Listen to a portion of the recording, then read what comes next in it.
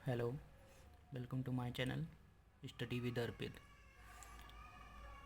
आज हम लोग जो है महावीर स्वामी के बारे में कुछ महत्वपूर्ण चीज़ें जानेंगे। इससे पहले आप लोग हमारा चैनल सब्सक्राइब कर लें, जिससे नए वीडियो के बारे में नोटिफिकेशन मिलती रहेगी। और आज हम लोग महावीर स्वामी के बारे में कुछ महत्वपूर्ण जो बातें परीक्षा की दृष्टि से बहुत ही इम्पोर्टेंट हैं, उनको हम लोग जानेंगे। तो सर्वप्रथम महावीर स्वामी जो एक जैन तीर्थंकर हैं, जो बहुत ही एक तरीके देखा था जो जैन धर्म के प्रवर्तक के रूप में माने जाते हैं। वो जैन धर्म के 24वें तीर्थंकर कहे जाते हैं। इनका जो महावीर स्वामी का जो प्रतीक था वो सिंह है, और जो इनका वृक्ष है जिसके नीचे जो है ज्ञान की प्राप्ति किए थे, उसको साल वृक्ष है जो जिसके नीचे लोग ज्ञान की प्राप्ति किए थे। तो महावीर स्वामी का जो जन्म स्थान है 599 या 540 ईसा पूर्व माना जाता है। फिर स्थान जो इनका जन्म स्थान है वैशाली को बोला जाता है बसहाड़ के निकट कुंडग्राम में इनका जन्म स्थान है। कुंडग्राम का इस समय जो वर्तमान में नाम है उसको बोलते हैं वासुकुंड। ये आपके लिए बहुत इम्पॉर्टेंट है, हर परीक्षा में ज़्यादातर पूछा जाता है। तो फिर उसके बाद जो है इनकी जो जाति कही जाती है वो कही जाती है ज्ञात्रक जाति, और इनका जो गोत्र है वो कश्यप है। फिर उसके बाद इनका वंश जो है, वंश इनका बोला जाता है इक्ष्वाकु वंश, और इनका प्रतीक मैं पहले ही बता चुका हूँ, इनका प्रतीक जो है सिंह है। और फिर इनके बाद इनके पिताजी का नाम सिद्धार्थ। आप लोगों ने ये वाला नाम तो सुना होगा सिद्धार्थ, लेकिन ये जो नाम है उनके पिताजी का श्रेयांश एंड याशांश, ये आप लोगों ने बहुत कम सुना होगा। तो ये बहुत इम्पोर्टेंट है कि उनके पिता का नाम एक श्रेयांश भी था और याशांश भी था। फिर हम लोग पढ़ते हैं आगे उनकी माता का नाम त्रिशला, ये आप लोग जानते होंगे। प्रियकार्डी भी उनका नाम एक है, और विदेह दत्ता भी उनका एक नाम है। फिर महावीर के जो बचपन का नाम है वो है वर्धमान। फिर उसके बाद हम लोग देखते हैं इनके अन्य नाम, जो महावीर स्वामी के अन्य नाम क्या हैं। तो महावीर स्वामी के जो अन्य नाम हैं, एक नाम है विदेह, दूसरा नाम है वैशाली, और तीसरा नाम है जीवंत स्वामी, और चौथा नाम है श्रमण, और पांचवा नाम है निगठनाथ पुत्र। ये इनके अन्य नाम हैं, इम्पॉर्टेंट हैं, परीक्षाओं में अक्सर पूछ लिया जाता है। इसमें इम्पॉर्टेंट जितने भी चीज़ें इम्पॉर्टेंट बता रहा हूँ मैं, सारी चीज़ें बहुत ही इम्पॉर्टेंट है परीक्षा की दृष्टि से, तो आप लोग इसको तैयार करिए।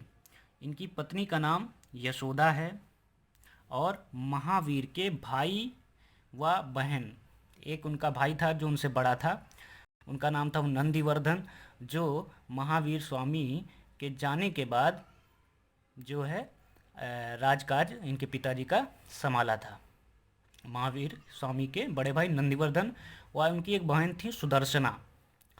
तो नंदीवर्धन उनके बड़े भाई और उनकी बहन का नाम सुदर्शना, और उनकी महावीर स्वामी की एक पुत्री थी, इसका नाम था प्रियदर्शन, इसको बोलते हैं प्रियदर्शना भी या अड़ोजा। और जो इनकी पुत्री है, इसका विवाह जो है जमाली नामक एक युवक से हुआ था, और यह युवक और कोई नहीं, सुदर्शना जो इनकी बहन है उसी का पुत्र था। तो जमाली जो इनका दामाद है वह इनका दामाद भी था और इनका भांजा भी था महावीर स्वामी जी का। तो महावीर स्वामी जी का जो गृह त्याग हुआ था वो 30 वर्ष की अवस्था में हुआ था। फिर उसके बाद हम लोग पढ़ते हैं आगे नेक्स्ट। इनकी जो ज्ञान प्राप्ति हुई है वो 42 वर्ष की अवस्था में ऋजुपालिका नदी के तट पर समगा गृहस्थ के खलियान में साल वृक्ष के नीचे हुई है।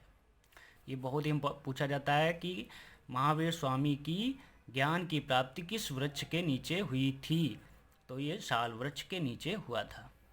पहला जो उपदेश उनका उपदेश हमेशा किस भाषा में दिया गया? महावीर स्वामी ने सिर्फ अर्धमागधी भाषा में अपना उपदेश दिया था। और धर्म प्रचार, उन्होंने धर्म प्रचार कुल 30 वर्षों तक किया था। प्रथम उपदेश कहाँ दिया उन्होंने? प्रथम उपदेश दिया है राजगृह में, विपुलाचल पहाड़ी पर बराकर नदी जो है, बराकर एक नदी है, उस नदी के तट पर जो है इन्होंने प्रथम उपदेश दिया था। फिर उसके बाद हम लोग देखते हैं इनका जो प्रथम वर्षावास, ये जो हम बता रहे हैं ये आपको बहुत ही कम कोई पढ़ाएगा या बताएगा। ये बहुत ही यूनिक है और ये बहुत ही परीक्षा की दृष्टि से इम्पोर्टेंट। इससे बाहर महावीर स्वामी के बारे में नहीं पूछा जाएगा किसी परीक्षा में, इसलिए आप ध्यान से इसको देख लीजिए और पढ़ लीजिए। प्रथम वर्षावास अस्तिका ग्राम में, और अंतिम वर्षावास, वर्षावास का मतलब ये होता है कि इनका वर्षा जब होती है, बरसात का समय, उस वर्षावास की बात कर रहे हैं कि इनका जो पहला वर्षावास हुआ वो अस्तिका ग्राम में, मतलब इनके जन्म के समय के बाद जो पहला वर्षावास हुआ वो अस्तिका ग्राम में। और अंतिम वर्षावास पावापुरी में ही इनकी मृत्यु हुई थी, तो वहीं ही ये अंतिम वर्षावास मनाए थे जो बरसात कही जाती है। फिर इनके जो प्रथम शिष्य हुए हैं वो जमाली हुए हैं, ये बहुत इंपॉर्टेंट है। फिर प्रथम शिष्या का नाम चंदना जो है भिक्षुणी संघ की अध्यक्ष भी थी। और महावीर स्वामी की मृत्यु हुई है 72 वर्ष की अवस्था में, दीपावली के दिन राजगीर के समीप पावापुरी में 527 या 428 ईसा पूर्व में आत्म उपवास से उनका देहांत हुआ। फिर उसके बाद पावापुरी को आधुनिक नाम जो आज का वर्तमान में नाम है, कुशीनगर के समीप इसका फाजिल नगर के पास वीर भारी, इसको आज बोलते हैं वीर भारी। तो ज्ञान प्राप्ति जब उनको हो गई वर्धमान महावीर को, तो इनको कैवलिन कहा गया। तो कैवलिन उसको कहा जाता है जो सर्वोच्च ज्ञान मिलने के कारण, सर्वोच्च ज्ञान जिस व्यक्ति को प्राप्त हो जाता है उसको कैवलिन कहते हैं। ये महावीर स्वामी के बारे में कुछ महत्वपूर्ण चीज़ें मैंने आज बता दी।